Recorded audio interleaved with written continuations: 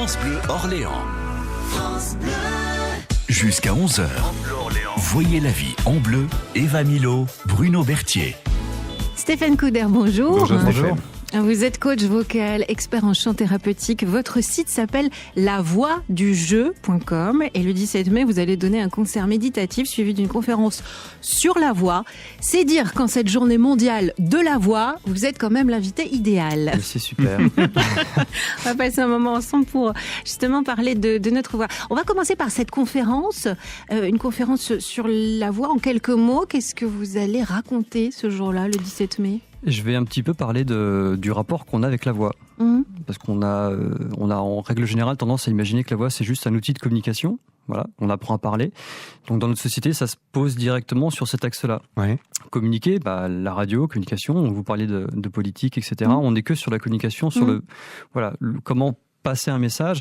Et en fait, la voix, c'est bien plus que ça. Ça raconte notre histoire surtout. C'est une question de fréquence. Donc c'est à travers la conférence, une conférence qui est assez courte, je vais faire 40-45 minutes, mais je vais plus axer mon discours justement sur la voix se construit avec nous depuis qu'on vit au monde en fait. On fait un son et un souffle à la naissance et c'est quelque chose qu'on perd. On perd cette notion identitaire. On est plus sur le moyen de communication que sur ce que raconte la voix de nous, notre histoire. Elle nous définit vraiment complètement, c'est une carte d'identité vocale. Ouais. Il y a des systèmes de sécurité à reconnaissance vocale d'ailleurs. Donc ça veut bien dire qu'elle est unique, cette voix. Notre voix est unique, exactement. Et est-ce qu'on peut avoir plusieurs voix selon notre intonation ? On en a qu'une ou on en a plusieurs ? En fonction de nos émotions, du matin. J'ai pas la même voix le matin que le soir, vous voyez, par exemple. Moi. Oui. Oui. Ah bon ? Et vous n'êtes pas la seule. J'ai plusieurs voix. Ce n'est pas sale. J'ai plusieurs voix, on est plusieurs, vous voyez ?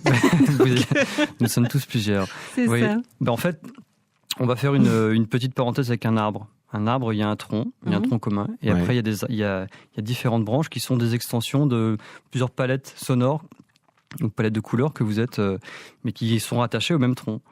Donc après, effectivement, en fonction des émotions, notre voix part sur différents chemins, mais elle reste toujours avec, on va dire, la même fréquence. La fréquence ne change pas, en fait. Il y a une base qui est un peu comme en harmonie, en musique. On a des gammes et on compose sur telle note ou telle gamme. Et après, on fait des variations, mais on reste toujours sur un tronc commun. D'accord. Que dit la voix de notre identité, alors ? Comment elle peut nous définir, cette voix ? Surtout, est-ce que la voix que vous entendez par exemple à la radio via le transistor, si vous écoutez encore la radio sur un transistor, et la voix que moi j'entends quand je parle est la même ? Alors, quand on passe à la radio, il y a des convertisseurs qui changent un petit peu la voix. Ouais. Donc déjà, il faut prendre. La maquille un petit peu. Il faut prendre ça en compte. Pour la musique, c'est pareil. On travaille sur certaines fréquences. Donc déjà, c'est pas tout à fait la même voix. D'accord. Il y a le tronc en commun encore, mais il y a des paramètres mécaniques qui rentrent et qui modifient un petit peu la fréquence de la voix. Après, notre voix, elle joue et elle se marie avec le corps. Donc une personne qui va vivre en étant un petit peu recroquevillée, etc., sur elle avec un petit peu, on va faire une image un peu caricaturale, mais un dos rond, etc., et qui parle un petit peu avec la mâchoire serrée, va un petit peu parler comme ça, et forcément le spectre vocal va être modifié parce que la mâchoire sera serrée. Et plus serrée, c'est ça. Oui, exactement. Et la posture du corps aussi influe sur la voix. C'est-à-dire que même la position des organes, je vais aller un peu plus loin, modifie la voix. Mais c'est plus l'air ou le souffle ou le manque de souffle qui caractérise en fin de compte la voix, d'après ce que vous dites. Parce que c'est une personne qui est stressée, qui est fermée, qui est renfermée, etc., qui a un petit souffle, une petite voix, elle aura... Enfin, la voix reste la même, c'est la façon de l'exprimer qui est différente, non ? Disons que c'est le corps qui influe sur le souffle. Voilà. Le corps qui... D'accord. C'est le corps qui va... c'est les émotions qui influent sur le... Les émotions jouent sur le corps aussi. D'accord. Donc pour bien parler, pour bien chanter aussi, faut être détendu, quoi. Faut être détendu, mais c'est-à-dire que si moi je chante en bougeant de tous les sens, je vais laisser beaucoup moins d'espace à ma voix et au spectre vocal de s'exprimer que si je suis posé, ancré sur scène. Ça joue surtout, même si on fait des petits cercles avec la tête, ça joue. On dit surtout. aussi que la voix, c'est le reflet de l'âme, le reflet de nos émotions. Comment ? Pourquoi ? On en parle ce matin avec vous, Stéphane Couder. C'est la journée internationale, la journée mondiale de la voix. Les mystères de la voix, on en parle avec vous ce matin dans La Vie en Bleu. À tout de suite. 9h-11h, voyez la vie en bleu, Eva Milo, Bruno Berthier. C'est pas la tribu de Dana, c'est la tribu de Dana. De Dana. Ça suffira Ok, comme ça. bon, on va en parler à notre super coach de la voix. Pas bien. Non, mais. Un problème de souffle, Madame Milo. Pas du tout. Stéphane Couder est avec nous ce matin. C'est un grand plaisir. Ne regardez pas comme ça, je le sens un peu bon, c'est pas grave. Vous venez nous parler à l'occasion de la Journée mondiale de la voix, des mystères de la voix. Vous donnez une conférence, justement, ça sera le 17 mai à l'espace Ananda, un boulevard Québec à Orléans. L'arrêt du tram, c'est Coligny à Orléans et on est pas mal. On est pas mal. On est pas mal. On a quoi, au moins 5 minutes de marche. Voilà. À peu près, ouais. Donc, c'est ça. une conférence où vous allez parler de la voix, de notre voix. Avant la tribu de Dana, je disais que la voix était le reflet de nos émotions. C'est vrai, enfin, la voix trahit quand on dit à quelqu'un, quand on demande à quelqu'un s'il va bien, en fonction de la façon dont il nous dit ouais, ça va, on voit au son de la voix si ça va ou pas. Donc, ça nous trahit de toute façon. On a du mal à mentir, avec notre voix. On peut mentir à une personne, on peut mentir 1000 fois. 1000 fois, À une mais personne, bien sûr. c'est ça. Mais on peut pas mentir 1000 fois à 1000 personnes. On est C'est ça. d'accord, on a les mêmes Ça références. dépend. Voilà. Donc la Je voix pense nous qu'il bluffe. trahit. La Pardon. voix nous trahit, donc c'est quand même quelque chose. Enfin, on dit que c'est le reflet de l'âme, c'est quand même assez fort, quoi. C'est très fort. Bah oui. Est-ce que c'est pas un petit peu exagéré ? Non. Après, la voix nous trahit effectivement parce que il faut dissocier. Alors, on va faire un petit peu de linguistique, mais très vite fait. Signifiant, signifié. Il y a le contenant et le contenu. Effectivement, comme vous disiez tout à l'heure, au téléphone, on n'a pas besoin de voir la personne, mais au téléphone, quand on demande à un ami comment tu vas, ça va. Bon, voilà, ça va. On sait très bien que Ça va pas. non, ça va pas. Bah oui. Donc la voix nous traduit dans nos émotions aussi. Vous parliez d'émotions. Une personne qui en général s'énerve. Monte dans les aigus. Monte dans les aigus. Ouais. Les aigus sont synonymes aussi d'état de stress. La cage thoracique, tout se resserre en fait. Tout, Le débit de parole aussi ? Le débit de parole aussi. Quelqu'un qui parle un petit peu comme ça et qui, on va pas dire, moi lui, Il est un petit peu tendu quand même. il est un petit peu Ouais. tendu. Je Ouais. viens faire une conférence pour parler de ça, donc je suis pas très bien. Enfin, ça fonctionne pas comme ça. En radio, on sait aussi que on va poser sa voix un peu plus dans les graves et puis forcément. Alors posons. Posons dans les graves. Non, mais on se pose dans les graves. Ok.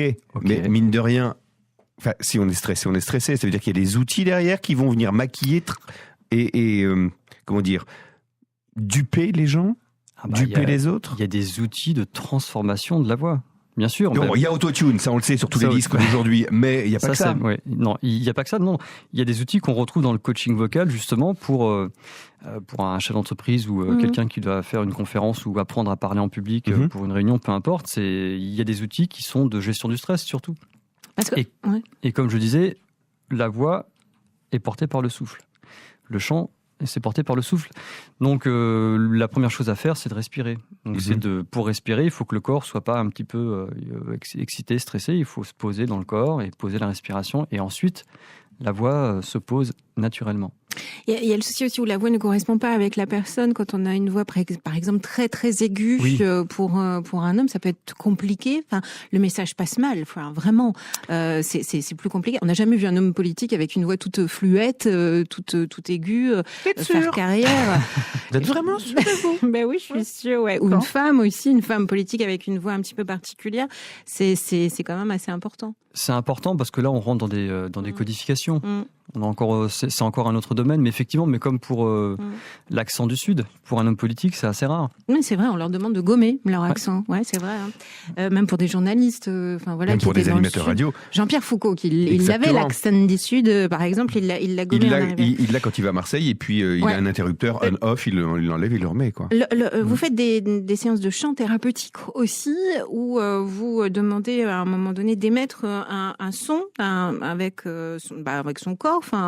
Est-ce que ça, c'est le son de notre voix intérieure ? Il dit de quoi ce son quand on fait du chant thérapeutique, par exemple ? Alors, c'est exactement ça. Moi, je ramène un petit peu la posture originelle du corps, c'est-à-dire l'état de corps sans stress, sans émotions qui nous ont fabriqué tout au long de notre histoire. Donc, retrouver un état de corps naturel. Et à partir de ce moment-là, on a un espace pour que le souffle se fasse. Et à partir du moment où il y a le souffle qui se fait, la voix est portée par le souffle. Et ça veut dire qu'on retrouve un état sans mental, sans projection, sans idée reçue sur sa voix. Et en général, il se passe... alors c'est plus sur des vibrations, mais on peut justement avoir une femme fluette qui va faire une vibration très très basse, un peu grasse, une sorte de râle particulier et qui est étonné de sa voix. On continue à parler des mystères de la voix ce matin. C'est passionnant, on pourra en parler toute la journée de la voix, bien sûr, sur France Bleu Orléans. On se retrouve dans un instant avec vous, Stéphane Couder, pour parler des mystères de la voix à l'honneur ce matin dans La Vie en Bleu. Jusqu'à 11h, voyez la vie en bleu. Eva Milo, Bruno Berthier. Trouver sa voix, ça c'est tout un chemin. Et que faire de sa voix, celle qu'on a depuis la naissance? Eh bien, on en parle ce matin. La voix VOIX avec Stéphane Couder, qui est coach vocal, qui est expert en chant thérapeutique et qui va donner une conférence sur la voix. Ça sera le 17 mai à l'Espace Ananda, un boulevard Québec à Orléans. La voix, ça peut être un outil de travail. On en sait quelque chose. Comment en prendre soin de sa voix? Est-ce que comme pour la peau, les cheveux, les ongles, la voix, elle a besoin d'un entretien, de soins particuliers? C'est-à-dire que la voix est liée au corps, déjà, donc ça, faut pas l'oublier. Il faut avoir une bonne hygiène de vie oui. Pour avoir une belle voix. D'accord. Enfin, pour avoir une belle voix. Si vous en savez. Si vous savez. Pour en tenir celle qu'on a, en tout cas. Ouais, voilà. C'est ça, pour pas perdre celle qu'on a. Après, il y a des personnes qui, comme Gainsbourg, qui avaient une signature vocale, mais qui était complètement modifiée par l'hygiène de vie. Ouais. Mais ça servait aussi bien à sa musique, donc après tout dépend de ce qu'on en fait, mais forcément la voix est liée au corps et à ce qu'on en fait. Ce qui est très étonnant, c'est que la voix vieillit elle aussi en même temps que nous. Parce que le corps change. Mais ce n'est pas sale. On est d'accord.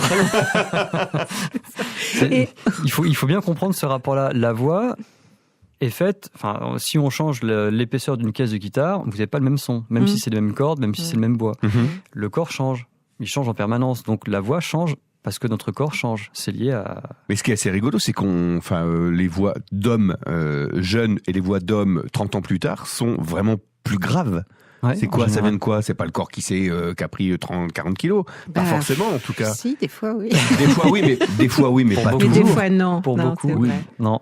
Des fois, oui, des fois, non. Parce que ça se détend. Est-ce que les cordes vocales vieillissent, en fait? Ouais, c'est ça. Tout vieillit. Nos cellules se régénèrent, mais au fur et à mesure de moins en moins. Mais en tout cas, le corps change. Voilà, donc...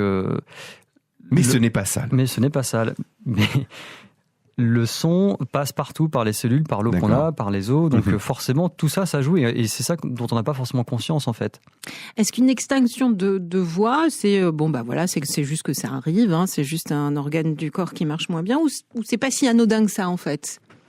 Moi, ça m'est arrivé, par exemple, en faisant une série de concerts où je me suis retrouvé, alors pas avec avec la voix, pas à faune, mais avec la voix de Barry White le jour d'un concert, et forcément, là, on se dit, voilà, on tire trop, on est fatigué, un coup de froid, ça vient aussi se rajouter, ça joue beaucoup sur les cordes vocales, donc forcément, il y a plein de petits paramètres qui, de toute façon, si le corps est fatigué, c'est porte ouverte pour... Au quotidien, qu'est-ce qu'il faut faire? Pour ceux qui utilisent vraiment leur voix, il n'y a pas que les animateurs, on pense à nous, mais je veux dire, par exemple, il y a les professeurs toute la journée, qui parlent quand on a un métier comme ça où on doit donner de la voix tout au long. Les commerciaux qui rencontrent des gens tous les jours. Voilà, c'est ça. Qui parlent beaucoup. Qui parlent beaucoup. Est-ce qu'il faut boire de la tisane? Du thym, du citron, du miel. C'est quoi votre truc à vous? Ah, pardon, on l'a fait rire. Je pense que la question est un peu con quand même. Je suis drôle. Non, mais c'est très... Évidemment, il y a le thym, c'est très bien, par exemple, pour la voix. Le thym, d'accord. Le thym, après, il ne faut pas en abuser parce que ça a tendance à assécher un petit peu aussi. Le miel, c'est très bien aussi. Il faut juste ne pas confondre puissance et force. Voilà. Quelqu'un qui a l'habitude de parler à l'école va, en général, tirer sur les cordes vocales. Donc on va être dans la force. D'accord. Quand on est en force, on est un peu comme ça. Et on sent que là, ça tire un petit peu. Et si moi, je parle comme ça toute la journée pour me faire ententendre, justement, on parlait de ça tout à l'heure, là, c'est clair qu'à la fin de la journée... Il n'y a plus de voix, quoi. Ouais. J'ai une gorge serrée et je suis pas très bien. Voilà. Il faut juste savoir utiliser le souffle et la cage thoracique et un petit peu le diaphragme aussi pour Et ça s'apprend. porter sa voix. Oui, ça s'apprend. Ça s'apprend. C'est ce qu'on Et fait ça au s'apprend. théâtre, Bah, c'est ça, par ça exemple. s'apprend. Et notamment avec vous, Stéphane Couder. Merci beaucoup d'avoir Merci été beaucoup, avec Stéphane. nous Merci. ce matin. Je rappelle votre conférence. Il y a d'autres rendez-vous. On retrouve tout ça sur lavoixdujeu.com. Vous faites du yoga du rire aussi. Oui, le les 22. lundis. Le 22, voilà, le lundi de 19h. Pâques. Si vous voulez bien rigoler, il y a du yoga du rire avec vous, Stéphane. On en reparlera bien sûr sur France Bleu. Merci beaucoup Merci d'avoir été beaucoup à avec vous. nous À ce bientôt. matin. Belle journée. Au revoir. Dans un instant, on file dans le jardin. Oui.